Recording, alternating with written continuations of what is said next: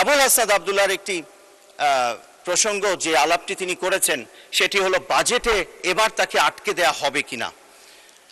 আপনাকে টাকা দেয়া হবে না তো, যেহেতু আমার নাম ধরে বলা হয়েছে, আমি আমার বক্তব্যের কোথাও আমি এই শব্দ উচ্চারণ করিনি বা এই বাক্য বলিনি যে আমাকে যেন বরাদ্দ বঞ্চিত না করা হয়।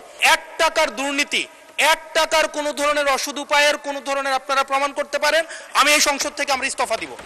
আমি আবুল হাসান আব্দুল্লাহর একটি প্রসঙ্গ যে আলাপটি তিনি করেছেন সেটি হলো বাজেটে এবার তাকে আটকে দেয়া হবে কিনা। আপনাকে টাকা দেয়া হবে না তো, আপনার এলাকায় টাকা দেয়া হবে, এলাকার মানুষের জন্য টাকা দেয়া হবে। সেই জন্য আপনি ইন্টারিম গভর্নমেন্টে যেভাবে যেভাবে পেয়েছেন, আমরা অনেক কিছু শুনি, অ্যালিগেশনের এই আদান প্রদানে অনেক কিছু বলা যায়, সেভাবেই চলবে হয়তো।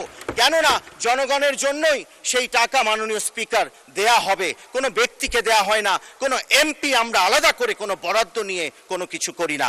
একটু কারেকশন করলাম, সেজন্য আপনাকে অনেক ধন্যবাদ মাননীয় স্পিকার। ধন্যবাদ মাননীয় স্পিকার।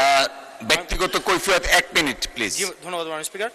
বিধি 274 অনুযায়ী মাননীয় স্পিকার, ব্যক্তিগত কৈফিয়ত যেহেতু আমার নাম ধরে বলা হয়েছে, আমি আমার বক্তব্যের কোথাও আমি এই শব্দ উচ্চারণ করিনি বা এই বাক্য বলিনি যে আমাকে যেন বরাদ্দ বঞ্চিত না করা হয়।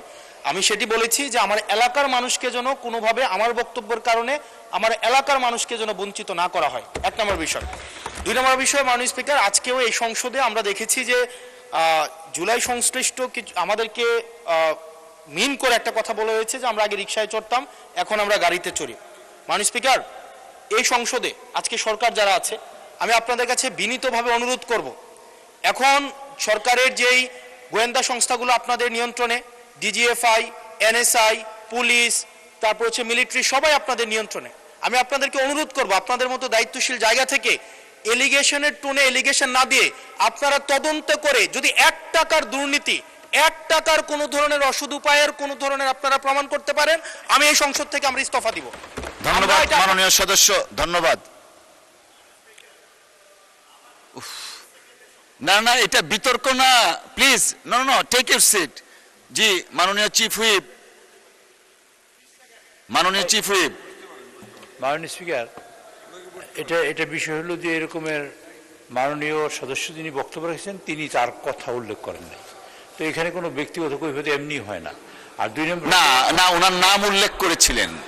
আচ্ছা, নাম বলেছেন। আচ্ছা, দ্বিতীয়ত হলো যে বিষয়টা সংশোধন করা দরকার মাননীয় স্পিকার, আমি থেরাপি নিতেছিলাম, আমি তখন শুনেছি, আমি পার্লামেন্ট শুনেছিলাম, আপনি বলছেন চিফ হুইপের পক্ষ থেকে 3 মিনিট সময় দিয়েছে। মাননীয় স্পিকার, কিন্তু চিফ হুইপ আমার পক্ষ থেকে না, বিরোধী দলীয় চিফ হুইপের পক্ষ থেকে 3 মিনিট সময় দিয়েছিলেন। আপনি খেয়াল করেছিলেন কিনা? আমি বিরোধী দলটা অ্যাড করে নিলাম, ঠিক আছে, খুশি, থ্যাংক ইউ।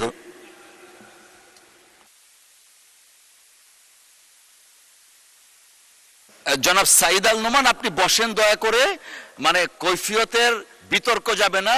আপনি ওনার নাম ধরে বলেছিলেন, উনি ওনার বক্তব্য বলেছেন, take your seat please, thank you.